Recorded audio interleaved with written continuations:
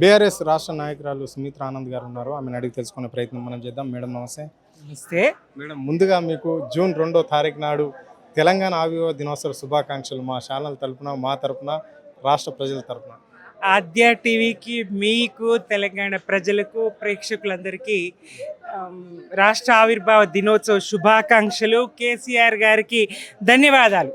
రాష్ట్రాన్ని సాధించి పెట్టి మరి తెలంగాణను 9.5 సంవత్సరాలు ప్రగతి పథంలో నిలబెట్టి దేశానికే ఆదర్శంగా రోల్ మోడల్గా రాష్ట్రాన్ని తీర్చిదిద్దినందుకు కేసీఆర్ గారికి ధన్యవాదాలు. తెలంగాణ మహిళల పక్షాన మహిళలకు ఆయన ఇచ్చినటువంటి గుర్తింపు, మహిళలకు ఆయన చేసినటువంటి పాలన ఫలాలు, అందినటువంటి పాలన ఫలాలు, ఆ సందర్భంగా మహిళల పక్షాన ధన్యవాదాలు. ఒంటరి మహిళను గుర్తించినటువంటి ఒకే ఒక్కడు కేసీఆర్ గారు. అలాగే గర్భిణీ స్త్రీలకు కేసీఆర్ కిట్ ఇచ్చినటువంటి ఒకే ఒక్క ముఖ్యమంత్రి కేసీఆర్ గారు. బాలింతలకు, పసిపిల్లలకు కిట్లు ఇచ్చినటువంటి కేసీఆర్ గారు.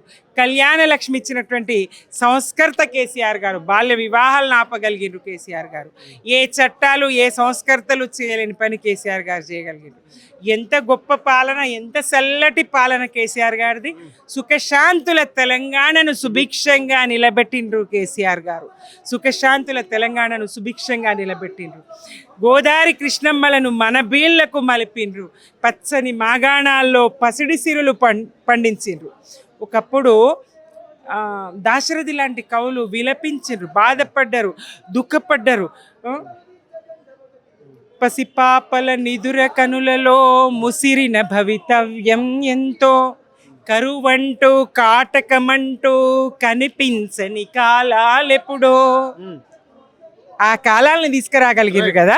కరువంటూ కాటకమంటూ లేనటువంటి కాలాలని కేసీఆర్ గారు తీసుకురాగలిగినారు కదా.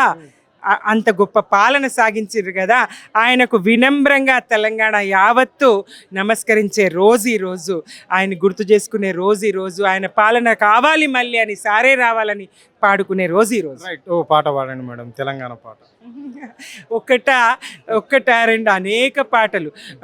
ఉద్యమ కాలంలో ఏదైతే ఆకాంక్ష, ఇందాకే చెప్పినాం కదా, ఏదైతే ఉద్యమాకాంక్ష తలాపున పారుతుంది గోదావరి, కానీ మా సేను, మా సెలక ఎడారని మా కవులంతా విలపించిరు, బాధపడ్డారు. చూడు తెలంగాణ చుక్క నీరు లేనిదాన, మా గోడు తెలంగాణ బ్రతుకు పాడైన వీణ. అరే నినాదాలు కాదు దేశ పునాదులే కదలాలే, చూడు తెలంగాణ చుక్క నీరు లేనిదాన, మా గోడు తెలంగాణ బ్రతుకు పాడైన వీణ అనే ఆ స్థాయిలో ఉన్న తెలంగాణను, ఆ బ్రతుకు పాడైన వీణను కేసీఆర్ గారు ఏం చేసిండ్రు అంటే, తెగిన తీగలన్నీ తెగువతో బిగగట్టి, తెగిన తీగలన్నీ తెగువతో బిగగట్టి, అగ్నిలోని వీణకాకృతిచ్చి, ఉనికి లేని దాన్ని ఉన్నతంగా మలిచి కీర్తి పొందినావు కేసీఆర్. ఈ తెలంగాణ ఉద్యమమా ఎక్కడిది? 69లో 400 మందిని కాల్చి చంపింది కాంగ్రెస్. మళ్ళీ ఎవడన్నా తెలంగాణ అంటాడా?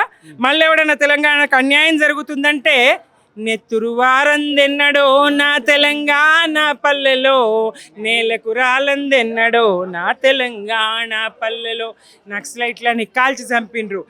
మరి అట్లాంటి పరిస్థితి, నక్సలైట్లని ముద్ర వేస్తే ఒక్కొక్క పల్లెల్లో యువకులు మీసాలు, నూనూగు మీసాల నూతన యవ్వనంలో ఉన్నటువంటి యువకులు పల్లెల్లో ఉండడానికి వణికిపోయే పరిస్థితి, దుబాయ్ బొంబాయిలకు పారిపోయే పరిస్థితి, ఎక్కడ ఏ రాత్రి ఇనుప బూట్ల చప్పుడు పల్లెను కమ్ముకుంటుందో, ఏ రాత్రి నక్సలైట్లకు అన్నం పెట్టినవని ఏ ఇంటి మీద దాడి చేస్తారో అట్లాంటి పరిస్థితి ఉండే. అశాంతి, అభద్రత, ప్రజల బతుకులు ఛిద్రమై, మరి పంట పండించుకుందామంటే నీళ్లు లేవు, మరి భూములు బోర్లేస్తే ఎండిపోతాయి, కరెంటు ఉండదు, దొంగోళ్ళొచ్చే కరెంటుకు కావాలెట్లగాతు, నేనెవసామెట్ల చేతు, ఖాళీ కూలిన మోటార్ ఎత్తుక పట్నా మేడ ఓదు, నేను పైకా మేడదెత్తు అని విలపించిన బతుకులు, అట్లా ఏడ్చినటువంటి బతుకులు, అటువంటి బతుకులను 24 గంటల కరెంట్ ఇచ్చినటువంటి, ఉచిత విద్యుత్ ఇచ్చిన ఎక్కిరించినటువంటి ఏకైక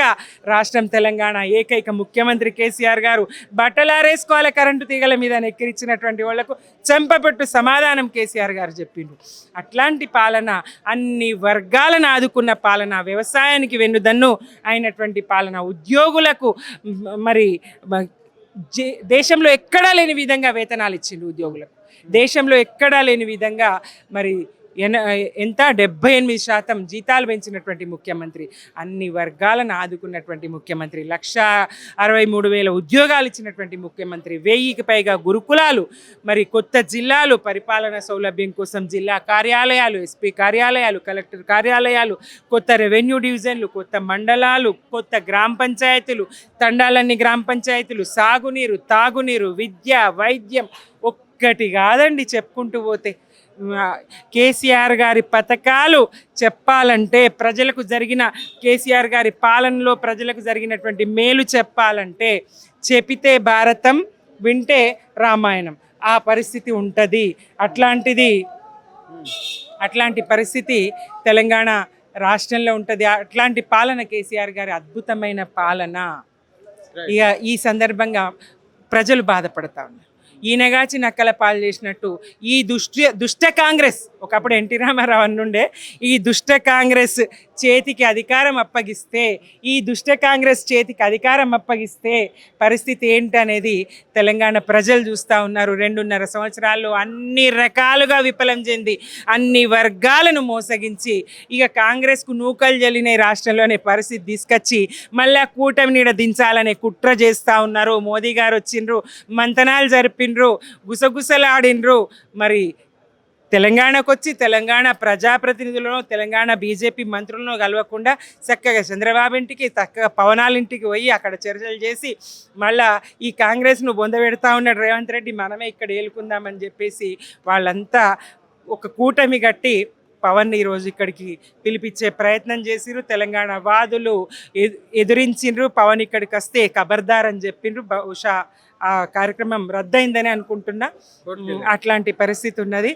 ఎందుకంటే కాంగ్రెస్ను స్వయంగా రేవంత్ రెడ్డి గారే బొందబెట్టే పరిస్థితి. ఇక ఇక్కడ ప్రత్యామ్నాయం మళ్ళీ కేసీఆర్ గారు వస్తారు. కేసీఆర్ గారిని రానియకుండా మనం ఒక్కటైదామనేటువంటి కుట్ర చేస్తా ఉన్నారు. ఒక్కరుగా ఎదుర్కోలేరు కేసీఆర్